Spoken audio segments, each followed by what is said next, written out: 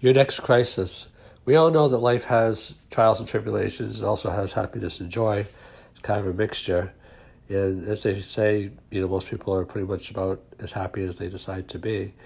So, and life largely is a reflection of our mindset, our consciousness. Like, as we view the world, that's kind of, what we receive.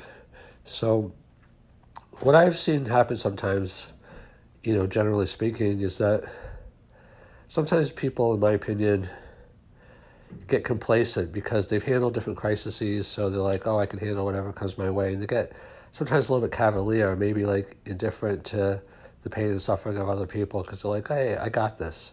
That expression, I got this. So they don't feel like they're vulnerable. We're all vulnerable in life. I mean, first we're vulnerable because we can't keep ourselves alive, indefinitely, maybe someday. But, no matter what we do, we're all at this point seem to be mortal. And there's a lot of things that happen to us in life that are kind of like precursors, like little deaths, like loss of a relationship, loss of, a loved one or whatever. So these are difficult things, but, your next crisis is not going to be your last crisis. Like another famous saying that applies to that is, what got you here isn't going to get you there. See, adaptability, flexibility, Darwin says that. It's not the most, people think it's survival of the fittest, like physically strong or intelligently strong, mentally strong. It's not physical strength, it's not mental strength, it's adaptability.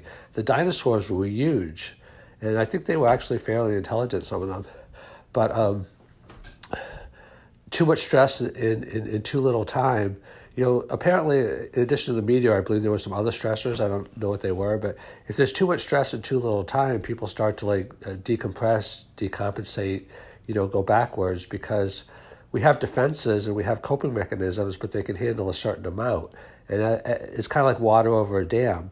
A dam will hold water until it can't. Then it'll start to spring leaks. And then after that, at some point, it'll just totally collapse because the pressure is too much. So your next crisis is not your last crisis. And if you want, have more compassion sometimes for other people, because if you go through life with the I got this mentality, you're kind of like setting yourself up. Like if you're humble, like they say, expect the best, but prepare for the worst. So if you take that mentality, then it implies humility, because it's kind of like, I realize that we're all vulnerable. People that feel like, misfortune happens to other people, but it doesn't happen to me, that's a recipe for disaster.